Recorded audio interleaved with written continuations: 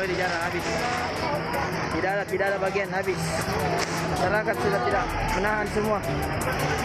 Tidak ada aturan, habis. Ratusan warga menerobos masuk ke salah satu rumah penampungan bantuan logistik untuk mengambil bantuan korban gempa di Kabupaten Mamuju, Sulawesi Barat. Petugas yang berjaga tak bisa berbuat apa-apa sehingga dalam waktu 1 jam bantuan logistik untuk korban gempa ini habis diambil warga. Kami kekurangan aparat. Oh, habis. Kami dijarah. Tolong Pak, tolong. Aparat Pak, tolong Pak. Namun menurut Sekretaris Daerah Mamuju Suaib, pengambilan bantuan ini akibat masyarakat khawatir tidak kebagian bantuan. Suaib menjelaskan pembagian bantuan gempa ini akan diserahkan kepada masing-masing lurah dan kepala desa dan membagikannya langsung ke posko yang ada di wilayahnya. Jadi kemarin itu bukan sehingga terjadi itu memang waktunya isoma, salat, istirahat, makan. Karena mulai dari pagi sampai siang itu saya masih ada di sini, itu lancar kita bagikan setelah teman-teman ya namanya juga manusia, mereka kerja, makan, setelah dia masuk isoma mereka, baru masyarakat masuk tidak terkendali untuk dikendalikan oleh petugas. Untuk mengantisipasi kejadian serupa, Sekda Mamuju menjelaskan pihaknya bekerja sama dengan aparat kepolisian untuk menjaga tempat penampungan logistik bantuan untuk korban gempa. Dari Kabupaten Mamuju, Sulawesi Barat, Abdul Jalal, iNews melaporkan.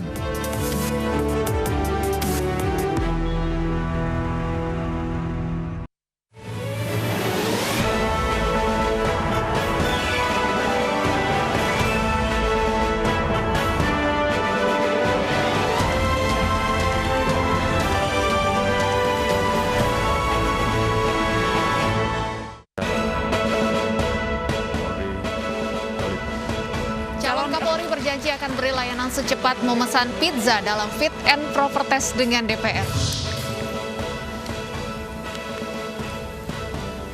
Seorang nenek korban banjir di Kalimantan Selatan menolak untuk dievakuasi dari rumahnya.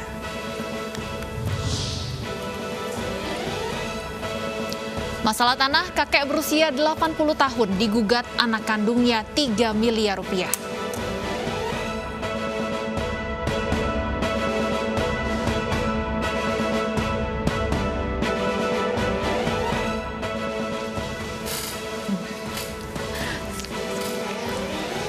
Selamat sore pemirsa, demikian tadi berita pilihan iNews Sore yang akan menemani Anda selama 2 jam ke depan. Bersama saya, Stefani Patricia. Dan saya, Aprilia Putri. Pemirsa, kita awali iNews Sore hari ini dengan informasi seluruh fraksi Komisi 3 DPR RI menyetujui Komjen Listio Sigit Prabowo menjadi Kapolri menggantikan Jenderal Idam Aziz. Sederet tugas dan tantangan telah menanti Kapolri baru.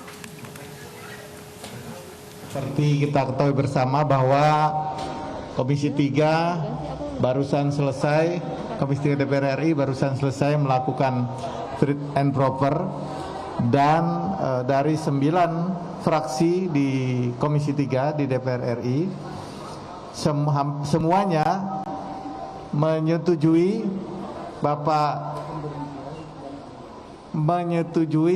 pemberhentian Bapak Jenderal Idam Aziz sebagai Kapolri dan menyetujui pengangkatan Kapolri baru Bapak Irjen Komjen Polisi Listio Sigit Prabowo. Jadi kami semua di Komisi 3 seluruh perwakilan fraksi sudah menanyakan terkait dengan makalah yang kemarin diajukan, terkait dengan visi misi beliau sebagai Polri, bagaimana kepolisian ke depan dengan tagline-nya presisi. Kawan-kawan juga mungkin sudah mendengar semua tadi, dan Komisi 3 akhirnya memutuskan dengan suara bulat untuk menyetujui pengangkatan Bapak Sigit menjadi Kapolri.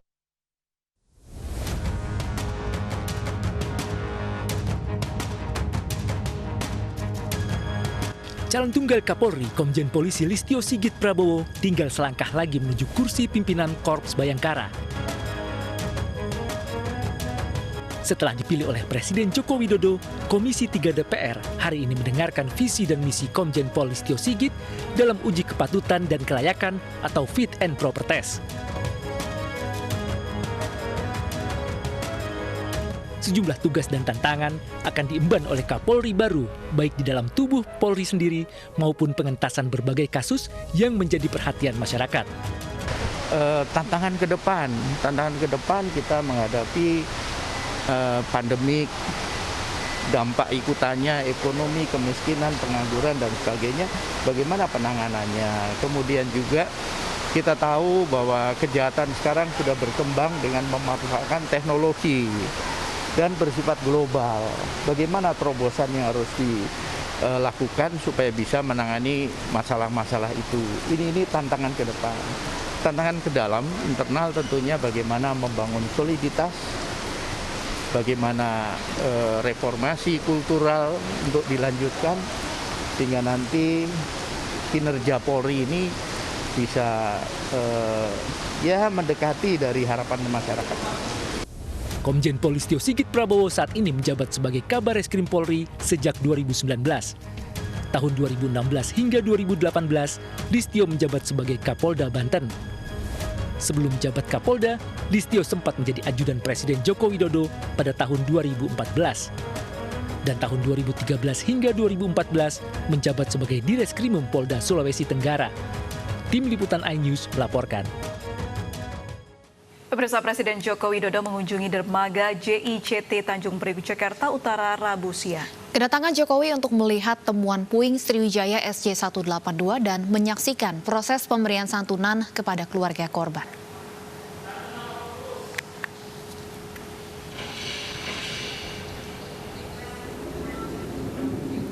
Dalam tinjauannya, Presiden Joko Widodo langsung menuju tempat penampungan puing pesawat Sriwijaya Air SJ182 dengan didampingi Menteri Perhubungan Budi Karya Sumadi hingga Dirut Jasara Harja Budi Raharjo. Selain peninjauan, Presiden Joko Widodo juga menyaksikan proses penyerahan santunan kepada keluarga korban.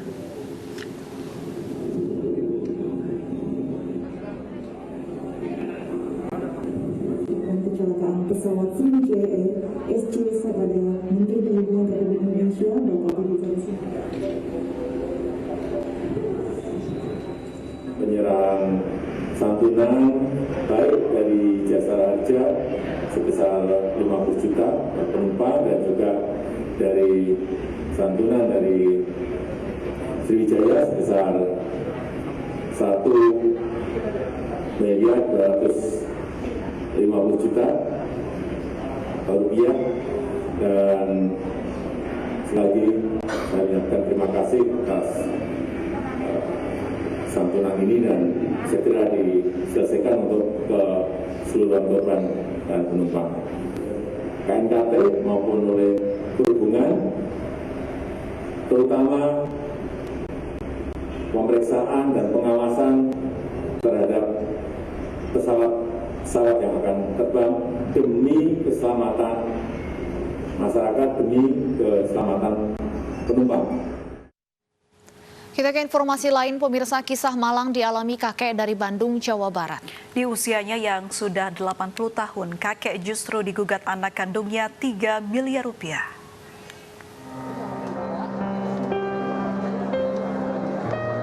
Koswara mengumpulkan semua kekuatannya untuk hadir di Pengadilan Negeri Bandung. Pengadilan yang dihadapinya di usia 80 tahun ini memang tidak mudah. Koswara digugat oleh anak kandungnya Deden dan Masitoh.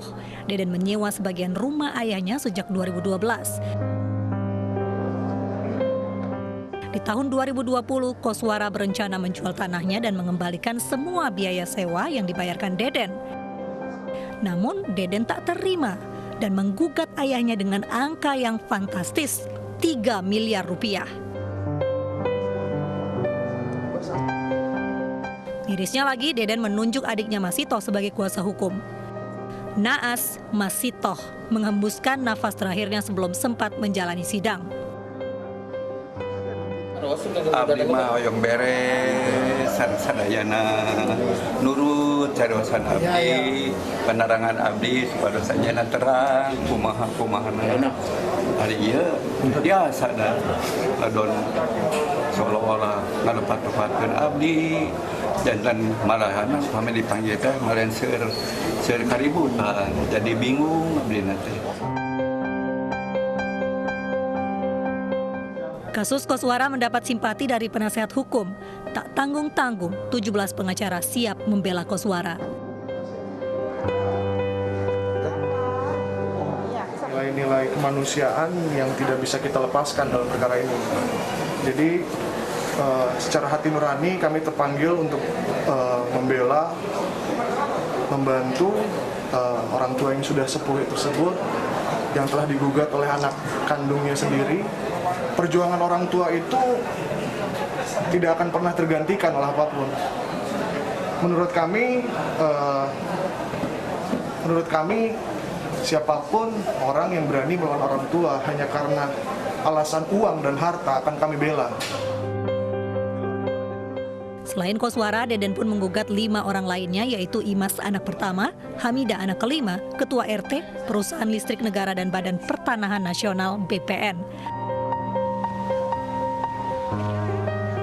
Dari Bandung, Jawa Barat, Jupita Melana, iNews melaporkan.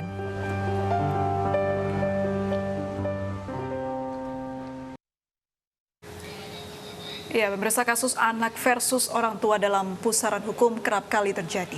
Harta benda menjadi pangkal masalah yang membuat kedua pihak tidak dapat menyelesaikan masalah secara kekeluargaan.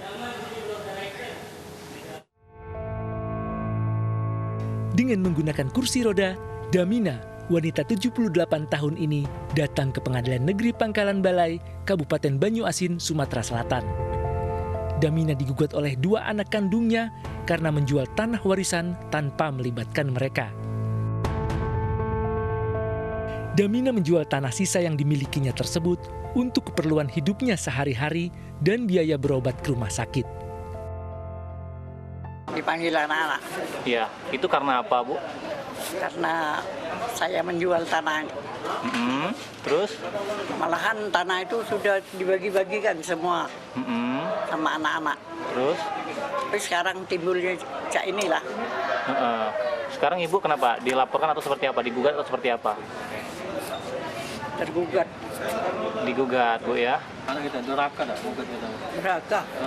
Durhaka. Sementara itu, seorang anak di Lombok Tengah, Nusa Tenggara Barat, menggugat ibu kandungnya ke Pengadilan Agama Negeri Praia. Tak hanya ibu kandungnya, 3 saudara kandungnya pun ikut digugat. Gugatan terkait warisan berbentuk deposito senilai 84 juta rupiah dan rumah peninggalan almarhum ayahnya seluas 4 hektar. Ini Pengadilan Agama, ya. Siapa yang foto dibaca sama anak saya?